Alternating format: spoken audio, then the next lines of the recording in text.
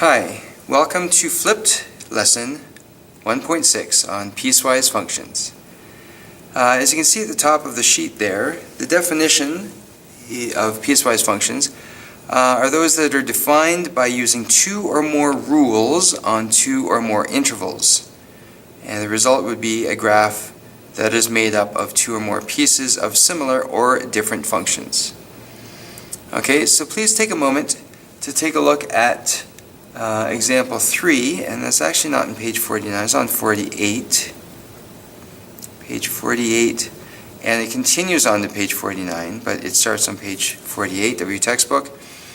And make sure you take a look at the explanations of the different significant steps, and take a good long look at the graph that results there, and then take a look at example 4, please.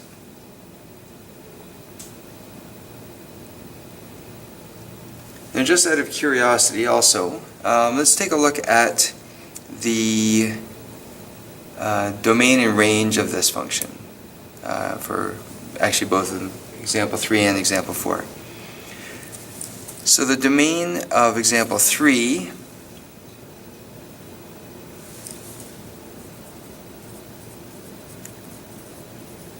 is x is an element of all real numbers, and the range is y is an element of all real numbers such that y is greater than or equal to 0. Please make sure that you are pausing the video and working on this on your own at home before looking at my solutions. The domain of the second function, for example 4, is x is an element of all real numbers such that x cannot equal 0, and the range is y is an element of all real numbers such that, well, there's a couple pieces, y is less than 0, or, meaning together with, y is greater than or equal to 1/2.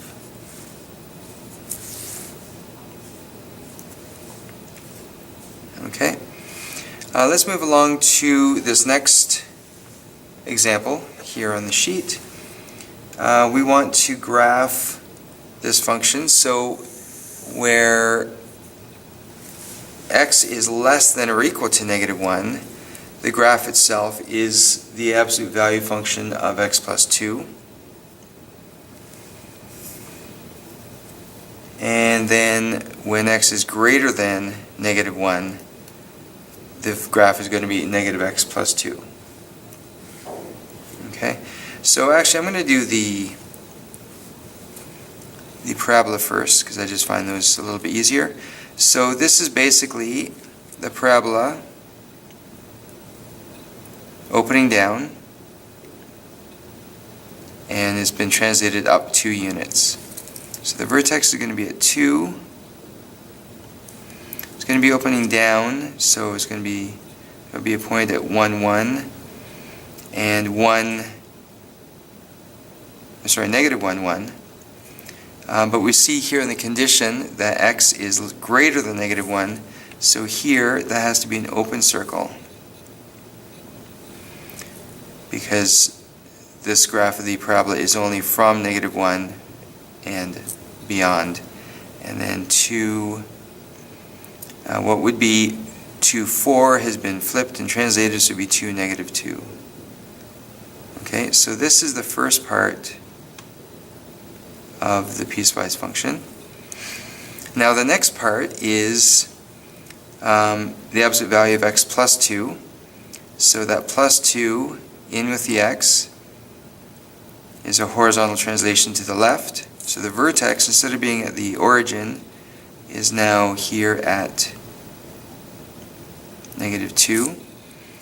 And it's the absolute value function, so basically we're just going over 1, up 1, over 1, up 1 to get some points on the graph.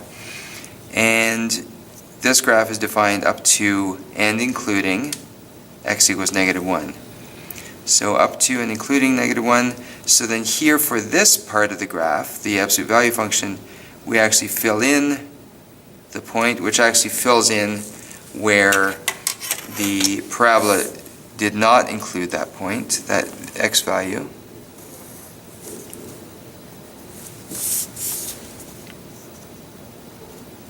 And so that is what that graph looks like. And we can see that it is continuous everywhere.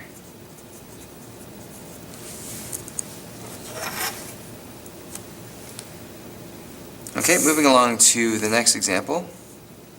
We're going to write an algebraic representation of the following piecewise function using function notation. Well, as always, I like to do the difficult part for you. So we'll start with that. Now take a look at these three parts and really examine them. So in a couple seconds, pause the video and really examine these parts here of the function. This is kind of curved, so take a look at that. Take a look at this line and this line. Now I know we just looked at an absolute value function up here, but pay special attention to the slopes of those two parts there. Okay, so examine those for a couple seconds. Pause the video now and come back in a couple seconds, please.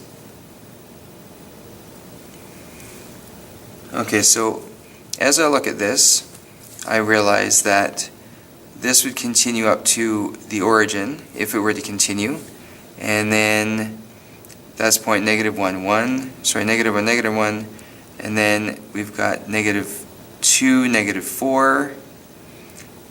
So that's looking as though it's quadratic, and it looks as though it's centered at the origin. So I'm going to say this is -x squared if x, and this is a solid dot here, if x is less than or equal to -1. Then this next portion, I see that this is, it looks like it has a slope of 1. So this is the line -x, y equals -x.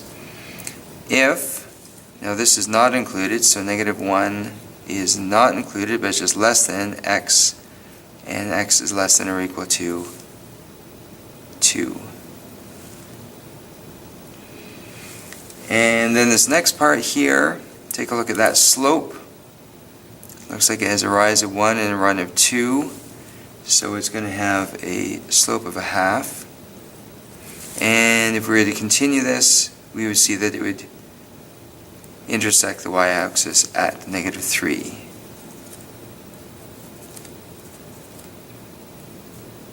And because this is less than or equal to 2, then I'll put this as x greater than 2.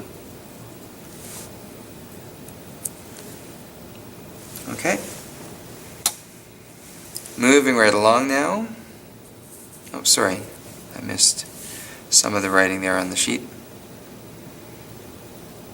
So now we move